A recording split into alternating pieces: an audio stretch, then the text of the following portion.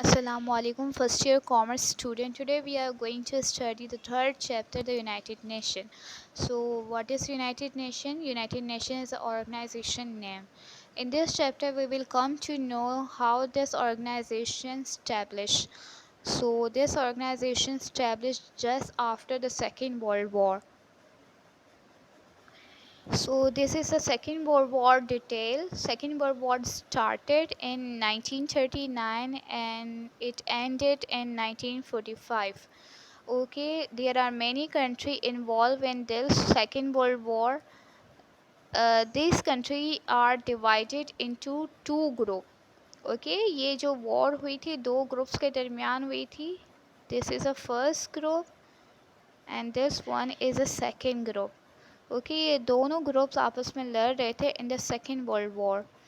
सो आप इस ग्रुप्स में देख सकते हैं UK, France, Soviet Union and USA, और दूसरी साइड पे जर्मनी, इटली एंड जापान. ये सारे कंट्रीज़ के पास एटॉमिक ताकत बहुत थी, मतलब वेपन्स थे, बॉम्ब्स थे.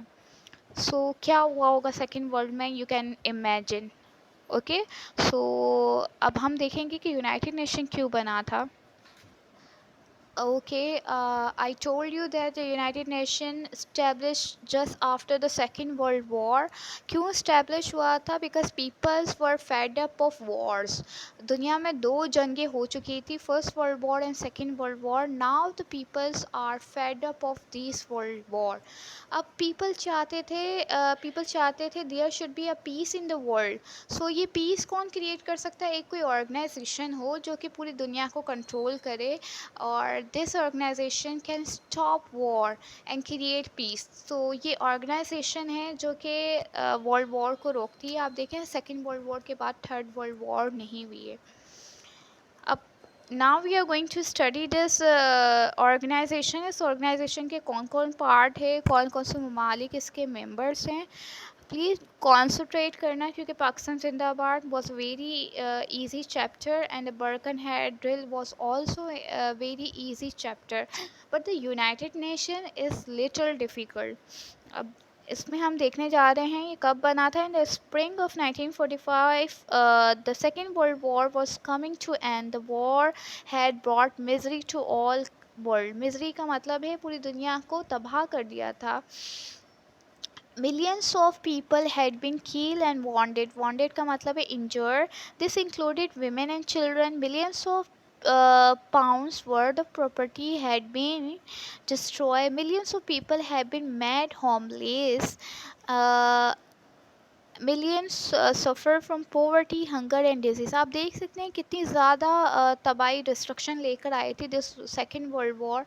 Millions of people were homeless, millions of peoples were died, millions of people had come across poverty, hunger and disease. तो मिलियंस ऑफ पीपल्स में आ रहा है, कोई 100 की और 1000 की बात नहीं हो रही, मिलियंस ऑफ पीपल की बात हो रही है. अपने सेकेंड वर्ल्ड वॉर के ममालिक भी देखे थे, USA, UK, France, Germany, Japan. They all are super power. सबके पास एटॉमिक ताकत बहुत अच्छी खासी है. जब ये सारे सुपर पावर आपस में लड़ेंगे तो आप इमेजिन कर सकते हो कि वर्ल्ड की क्या हालत हुई होगी. सो अब पीपल्स चाहते थे कि दुनिया में क्या हो, पीस हो. तो देखते हैं फिर क्या हुआ. The conscious of the man was arouse. Man wanted peace. Now all the all the people wanted peace. Let there be a end, no war. Let there be a peace, goodwill on the earth. Let man live with his fellow man as brother with brother. अब देखो brother और brother, इंसान कैसे रहे, भाईचारगी के साथ रहे. ये कौन किसकी टीचिंग है? हमारे मोहम्मद सल्लल्लाहु अलैहि वसल्लम की टीचिंग है. अगर दुनिया में इस्लाम होता और सब इस्लामिक टीचिंग को बहुत अच्छे से फॉलो कर रहे होते ना, there would not be any war. Okay, अब यही अंग्रेज़ हमें ब्रदरहुड का लेसन सिखा रहे हैं जो कि हम पहले से ही जानते हैं. तो पीपल्स क्या चाहते थे कि there should be a peace on the earth, और इंसान ऐसे रहे भाई भाई बन के. So pray the peoples of the world. अब इस पैराग्राफ में we come to know that the united nation was established just after the second world war because the peoples were fed up of these world wars. Now they wanted to create peace in the world. अब देखते हैं किस तरह से peace create हुआ. The human race was driving closer together. The telephones and telegraph and wireless were helping the quick exchange of news and information. अब यहाँ पे राइटर कह रहा है कि हम क्या हो चुके थे, वी वर मशीनाइज. हम हर चीज़ में टेलीफोन का इस्तेमाल कर रहे थे, टेलीग्राफ का, वायरलेस का. हम अपनी इंफॉर्मेशन और न्यूज़ को क्विकली एक्सचेंज कर पाते थे. For example, you are sitting in a Pakistan और आप अपने किसी रिलेटिव के साथ बात करना चाह रहे हो. वो यूएसए में रहते हैं, maybe your aunty uncles. आप उनसे बात करना चाह रहे हो तो आप पाकिस्तान से घर में बैठे हुए कॉल्स मिला सकते हो और यूएसए में बात कर सकते हो, बिल्कुल आसानी के साथ कर सकते हो. तो इंसान देखो टेक्नोलॉजी से तो बहुत क्लोज़र आ गया है. हम घर बैठे पाकिस्तान में बैठे हुए यूएसए में बात कर सकते हैं. हम टेक्नोलॉजी वाइज तो बहुत क्लोज़ आ गए थे, लेकिन जब हम इंटरेक्शन की बात आती थी, when we talk about love peace, तो इंसान एक दूसरे से क्या थे, एक दूसरे से बहुत दूर थे. The aeroplane was linking distant part of the world. Ignorance, poverty, disease, oppression in one part of the world was having their effect on the other parts. अब देखो एरोप्लेन भी क्या था. अगर आप पाकिस्तान से यूएस से सफ़र करना चाहते हो, एरोप्लेन का यूज़ कर सकते थे. आप कुछ ही घंटों में यूएस से पहुंच सकते हैं. कुछ ही दिनों में आप दुनिया के हर कंट्री, हर कोने में जा सकते हैं. तो टेक्नोलॉजी वाइज तो हमने बहुत तरक्की कर ली, इंसान एक दूसरे के नज़दीक आ गया. बट जब इग्नोरेंस की, एजुकेशन की, पोवर्टी, डिज़ीज़ की बात करें ना, सो हम एक दूसरे से दूर दूर थे. अगर दुनिया के एक हिस्से में पोवर्टी, डिज़ीज़ होगी तो दूसरा हिस्सा भी उससे इफ़ेक्ट करेगा. For example corona virus. Corona virus आजकल पूरी दुनिया में सबसे पहले कहाँ था, it was in a China. तो सिर्फ चाइना में होते हुए पूरी दुनिया को इफ़ेक्ट कर रहा था. अब देखो पूरी दुनिया में चला गया. सो अगर दुनिया का एक पार्ट मिजरेबल कंडीशन में है ना, तो ऑटोमेटिकली दूसरा पार्ट भी मिजरेबल कंडीशन में आ जाता है. तो अगर दुनिया में पीस चाहिए तो we should stop ignorance, poverty, disease and operation in the world. क्योंकि ये चीज़ें हैं, पोवर्टी, डिजीज़, ये चीज़ें ही वॉर का पार्ट बनती हैं. Why should not be become a one in all. अब यहाँ पे देखो, हम technology wise we were one, हम सब एक थे. सो हम दूसरे लिहाज से, जैसे डिज़ीज़, पोवर्टी को स्टॉप करने में हम एक क्यों नहीं थे. टेक्नोलॉजी वाइज हम एक हैं, और से जैसे कि डिज़ीज़ को स्टॉप करने में हम एक नहीं थे. ये कब की बात हो रही है, जब यूनाइटेड नेशन नहीं बना था तब की बात हो रही है. अब यूनाइटेड नेशन ऑर्गेनाइजेशन आ गई है. आप देख सकते हैं कोरोना वायरस है, तो आपने WHO का नाम सुना होगा, world health organization. It is a part of UNO. आप देखो कोरोना वायरस की वजह से WHO बहुत एक्टिव है और हर ममालिक को गाइड भी कर रहा है, वैक्सीन की तैयारी में भी पार्ट कर रहा है. सो अब तो UNO बन गया है, तो अब हम कुछ लिहाज से एक हैं, लेकिन अभी भी कम्प्लीटली एक नहीं है. एक क्यों नहीं है, आगे मैं आपको बताऊंगी. मुस्लिम्स कंट्री के लिए ये एक नहीं है. मुस्लिम्स कंट्री के लिए क्यों एक नहीं है, हम आगे पढ़ेंगे. Now I'm going to read the third paragraph. So the nation of the world come together in April 1945 and organized the UNO, United Nation Organization, or UN, United nation for short. हम shortly इसको कह सकते हैं UN, और अगर पूरा कहना है तो UNO. Let's not turn our eyes away from the suffering of the neighbourhood. इसका मेन एम क्या था, ये पूरी जो लाइन में पढ़ूंगी जो इन्वर्टेड कॉमास में है, this is the aim of the UNO. अब एम ऑफ UNO क्या, आपको पढ़ के ऐसा लग रहा होगा, this is also the teaching of Islam. Islam में नेबर का कितना बड़ा कहा गया है कि हमें नेबर्स को अपने ज़बान, हाथ, सबकी शर से महफूज रखना है.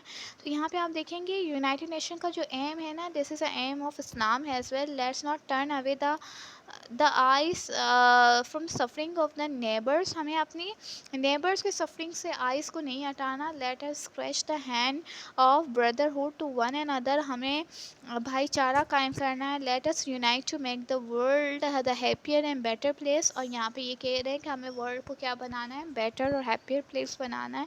Let there be a peace and happiness in the world. They cried. They cried का मतलब है ऑल द पीपल्स, सारे कंट्रीज़ मिलकर एक एम्स बनाते हैं कि हमें अपने नेबर्स की सफरिंग से नहीं अपनी आइज़ दूर करनी, हमें ब्रदरहुड कायम करना है, हमें वर्ल्ड को हैप्पियर पीसफुल प्लेस बनाना है. The UNO was thus born in April 1945. Remember this thing? It was established in April 1945. Is today the spearhead of the march of civilization against the evil of all kind. The United Nations of the world meet in New York. New York क्या है? This is a city name. ये America country का एक part है. जैसे पाकिस्तान का कौन है? कराची सिटी है, तो New York is a city of America. So United nation का head quarter you can find in New York. इसका हेड क्वार्टर आपको कहाँ मिलेगा? न्यूयॉर्क में मिलेगा. The United State of America they talk over the urgent problem of peace and war and try to find solutions of many of these as they can. अब देखो united nation का M क्या था कि urgent problem पर वो लोग बात करें, उसका फाइंड आउट करें सोल्यूशन. देखो प्रॉब्लम्स सब बहुत होती है, जब प्रॉब्लम्स का सोल्यूशन नहीं मिलता ना, so we start fighting. So United nation का मेन एजेंडा ये है, they discuss the things and they try to find out the solution of those problem. आगे बढ़ते हैं. The UNO deal with the quarrel. Quarrel का मतलब है fighting that might lead to the war against the nation. The aim of the united nations to prevent war. Prevent का मतलब है stop war in the world and to reach the state of lasting peace. General condition of the life are more and less satisfactory in many parts of the world. The main aim of the UNO is to stop war and create peace. ये आप याद रखना. The main aim of the UNO is to stop war and create peace. अब इसकी वजह से थोड़ी सी general condition जो वर्ल्ड की है ना, वो इम्प्रूव होना स्टार्ट हुई है. ये हमने फर्स्ट पेज को डिस्कस कर दिया. Now we will discuss the second page. Okay, this is the second page of United Nations. They show new type of board. No, this is not the second page. Please stop. Okay, this is the second page of United nation. वो second page नहीं था, second page ये है 25 page number का. अब इसको पढ़ने जा रहे हैं. Satisfactory state of the affair is responsible for much discontent and long continue discontent में lead to the war. Discontent का मतलब है जब हम सेटिस्फाइड नहीं होते, हम किसी चीज़ से सेटिस्फाइड नहीं होते ना, तो हम क्या करते हैं? We start fighting. और फाइटिंग, छोटी छोटी फाइटिंग किसका पार्ट बन जाती है? वॉर का हिस्सा बन जाती है. अब देखते हैं. One way of preventing war is to remove as many causes of discontent as possible. अब वॉर को जब हमें ख़त्म करना है ना, तो हमें दुनिया में है ना, जो ये मुतमिन नहीं होते ना लोग, मुतमिन क्यों नहीं होते? जब उनकी बेसिक नेसेसिटी को पूरा नहीं किया जाता. बेसिक नेसेसिटी क्या है?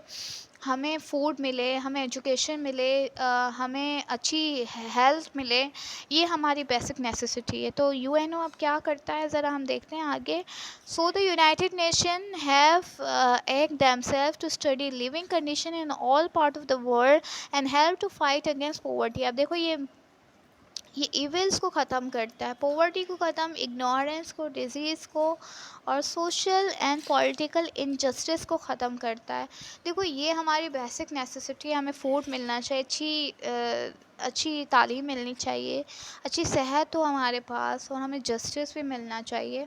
सो यूनाइटेड नेशन ने ये फाइंड आउट किया है कि वॉर क्यों होती है, just because of social evil. So United nation क्या करता है? सोशल इविल से फाइट करता है, मतलब इसको ख़त्म करने की कोशिश करता है. Poverty, ignorance, disease, social and political injustice.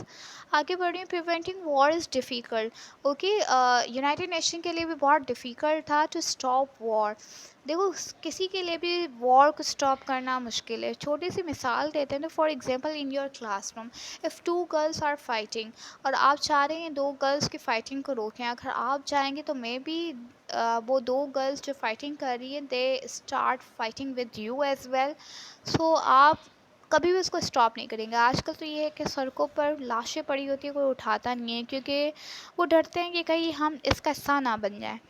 So stopping the war is very difficult for United Nation as well. तो इसने स्टॉप कैसे किया? It is a part of high politics. War को स्टॉप करने के लिए हाई पॉलिटिक्स की ज़रूरत होती है। Feeling runs high, attempts to bring about the peace are open to misunderstanding instead of bringing people together. Attempt at peacing making sometimes set themselves further apart। अब देखो, अगर कोई वॉर को स्टॉप करने जाता है, अगर फाइटिंग को ही स्टॉप करने जा रहा है, अभी मैंने मिसाल दी क्लासरूम में दो गर्ल्स लड़ रही हैं, अगर कोई एक खड़ी होकर स्टॉप करेगी तो क्या पता उसी से फाइट स्टार्ट कर दे। सो यूनाइटेड नेशन के भी लिए यही बहुत डिफ़िकल्ट पार्ट था, टू स्टॉप द वॉर। क्योंकि तीसरा बंदा जब स्टॉप करने जाता है तो वो खुद ही इन्वॉल्व हो जाता है। The part of the peace makers indeed hard. The UNO succeeded in few cases. आप देख सकते हो फ्यू केसेस में ये कामयाब हुआ है। बहुत सारे केसेस ऐसे हैं जिसमें वो कामयाब नहीं हुआ। For example Kashmir, you can see Kashmir. Recently Imran Khan ने कश्मीर का इशू यूनाइटेड नेशन में उठाया भी था, पिछले साल, ऐसे पिछले साल की बात है। यूनाइटेड नेशन में ही डिलीवर द स्पीच, बट कुछ असर नहीं हुआ because Kashmir is a Muslims territory. तो वहाँ पे यूनाइटेड नेशन कभी नहीं सुनेगा। अब मुस्लिम्स की बात ये क्यों नहीं सुनता है, ये भी आगे आपको पता चलेगा। आप देख सकते हैं फ़लस्तीन कितनी ज़्यादा बुरे हाल है, शाम देख सकते हैं आप लोग। So United Nation never raise voice against this, क्योंकि वो मुस्लिम्स कंट्री है। मुस्लिम्स कंट्री के लिए क्यों आवाज़ नहीं उठाता है, हम बाद में आगे देखेंगे। But in the great many cases, the result has not been satisfactory. The world is full of little quarrel. दुनिया में छोटी छोटी लड़ाइयाँ होती रहती है between the nation, and one of these little quarrel might responsible for outbreak of the new world war। अब छोटी छोटी जंगें किसका पार्ट बन जाती है, वॉर का हिस्सा बन जाती है। For example we can take the example of Pakistan and India.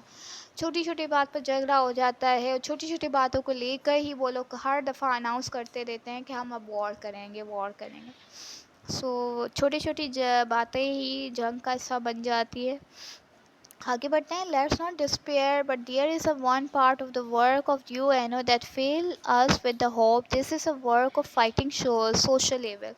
अब देखो, गर्ल्स की फ़ाइटिंग को तो स्टॉप करने में इतना कामयाब नहीं हुआ है, लेकिन United Nations fighting against social evil. Social evil क्या है, हमने ऊपर भी डिस्कस किया। Poverty, ignorance, disease, social and political injustice.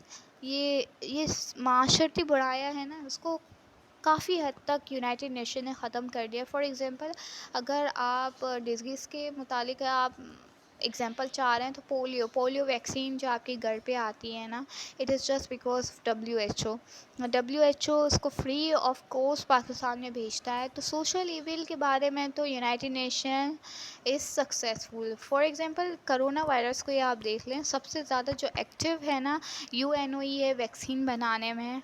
So United nation का इस लिहाज से तो बहुत अच्छा रोल है, लेकिन फ़ाइटिंग को स्टॉप करने में it is unsuccessful.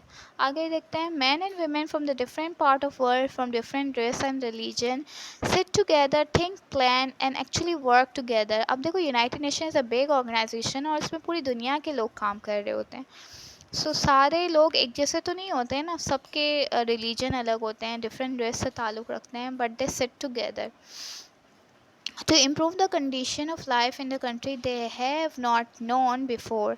They work bring the worker closer together than anyone else। अब देखो, दुनिया की ये बहुत बड़ी ऑर्गेनाइजेशन है जिसमें हर दुनिया के ममालिक से लोग काम कर रहे होते हैं। ऐसी मिसाल आपको और कहीं नहीं मिलेगी। सिर्फ यूनाइटेड नेशन वो वाहिद इदारा है जहाँ दुनिया के हर तरह के लोग काम कर रहे होते हैं। It also brings closer to the people of the land which they are trying to help, who would go to war with the people to whose betterment one has given several years of one's life। और ये सब लोग मिलकर किसी की life, किसी country की life को इम्प्रूव करने के ऊपर काम कर रहे होते हैं। अब नीचे आपको एक एग्जांपल मिलेगी। Here is example of what international work means. Canal, reverse and lake here always been natural highway in the flat part of the world. Millions of people pass their life in the boat on the quiet inlet waterway. अब देखो यहाँ पे एक example देना है कि दुनिया में बहुत सारे कंट्री ऐसे हैं जो कुछ लोग बोट पर अपनी लाइफ को सर्व करते हैं, वो बोट पर अपनी ज़िंदगी गुजार रहे होते हैं क्योंकि दे आर पुअर। जो वाटर वे के करीब जो बोट्स वगैरह होती हैं उस पे अपनी ज़िंदगी गुजार रहे होते हैं। अब लियारी के अंदर अगर आप रहते हैं तो आपने बहुत देखे होंगे कुछ लोग सड़कों पे अपनी लाइफ गुजार रहे होते हैं। अब देखें इसके लिए यूनाइटेड नेशन ने क्या किया है। So the united nation organize the inland water transport tour of Asian expert to view the operation of waterway. अब इसके लिए यूनाइटेड नेशन ने क्या किया है, एशियन कंट्री का एक टूर ऑर्गेनाइज किया था। एशियन कंट्री के कुछ ममालिक से कुछ मेंबर, हर ममालिक से कुछ कुछ मेंबर इस टूर का हिस्सा बने थे। एंड वो किसी हाई फाई कंट्री को विज़िट किया था। वो country may be it's America. देखते हैं कौन से कंट्री को विज़िट किया था। In other part of the world, member of the tour came from Burma, India, Indonesia, Pakistan, Thailand and Vietnam. ये आप याद रखना, ये सारे कंट्रीज़ के मेंबर हैं जहाँ से लोगों ने हिस्सा लिया था टूर में। The group started by visiting Thailand, Burma, Pakistan, India, so to learn about their problem. अब देखो पहले मैं आपको ये पूरा प्रोसीजर समझाती हूँ। एग्जांपल क्या है, वो united nation organize water way tour को डिसाइड किया था। किस किस ममालिक ने इसमें पार्टिसिपेट किया था, India, Indonesia, Pakistan, Thailand, Vietnam और बर्मा। अब ये जो डिफरेंट ममालिक से लोग एक साथ एक ग्रुप बनाना, तो सबसे पहले इन लोगों ने अपने अपने मुल्कों को विज़िट किया। मतलब एक पूरा ग्रुप पहले बर्मा को विज़िट करता है, फिर पूरा ग्रुप मिलके थाईलैंड को विज़िट करता है। वजह क्या थी, ये लोग एशिया कंट्री को विज़िट कर रहे थे। वो जानना चाहते थे कि हर कंट्री की प्रॉब्लम क्या है। एशिया कंट्री के लोग ही एशिया कंट्री को विज़िट कर रहे थे। जैसे बर्मा, जैसे आप फॉर एग्जांपल आप अपनी क्लास की एग्जांपल ले लेती हूँ। क्लास से मैं समझाऊंगी तो आपको ज़्यादा अच्छे से समझ में आएगा। देखो आप कौन से स्टूडेंट हो, कॉमर्स के स्टूडेंट हो। कॉमर्स की 3 सेक्शन होते हैं। अब देखो मुझे आप लोग को टूर करवाना है, मैं हर सेक्शन से 3-3 गर्ल्स उठाऊंगी। 3-3 गर्ल्स उठाया, मेरा वजह क्या था, मैं ये चाहती थी कि आप अपने पूरे कॉमर्स फैकल्टी की प्रॉब्लम को आइडेंटिफाई करें। तो आपकी ये जो 3 लोगों का ग्रुप से ये टोटल कितनी गर्ल्स हुई, 9 गर्ल्स ने सबसे पहले सेक्शन ए को विज़िट किया, उसकी प्रॉब्लम को आइडेंटिफाई किया। फिर यही 9 गर्ल्स ने सेक्शन बी को विज़िट किया, उसकी प्रॉब्लम को आइडेंटिफाई किया। फिर यही 9 गर्ल्स ने सी को विज़िट किया, उसकी प्रॉब्लम को आइडेंटिफाई किया। तो आप सब ने अपनी प्रॉब्लम को लर्न किया ना। तो यहाँ पे भी यूनाइटेड नेशन ने टूर ऑर्गेनाइज़ किया। अब ये टूर पहले डिफरेंट कंट्रीज़ को विज़िट करते हैं in order to know the problem. अब फिर यही लोग, यही ग्रुप ऑफ पीपल फिर किसको विज़िट करते हैं, अपनी प्रॉब्लम तो उन्होंने जान ली, फिर किसको विज़िट करते हैं, the Asia then went to the Europe. फिर यही लोग कहाँ गए, यूरोपियन कंट्री को विज़िट किए थे। Visited shipyard and waterway in France, German and Netherland. अब फिर ये लोग ने अपनी प्रॉब्लम को आइडेंटिफाई करके now they visited Germany, France and Netherland shipyard. वहाँ पे उन लोगों ने देखा कि वो लोग कैसे चलाते हैं वाटरवे को, वो लोग प्रॉब्लम कैसे सॉल्व करते हैं लोगों की। फिर यही लोग अपने मुल्क में आके जो उन्होंने सीखा यूरोपियन ममालिक से, वो अप्लाई करेंगे। तो ये था आपके 2 चैप्टर को हमने अभी तक डिस्कस किया है। Now further we will discuss tomorrow. Thank you for watching this video. अगर आपको कुछ बात समझ में नहीं आई, you may ask in the WhatsApp group. Thank you. अल्लाह हाफिज़।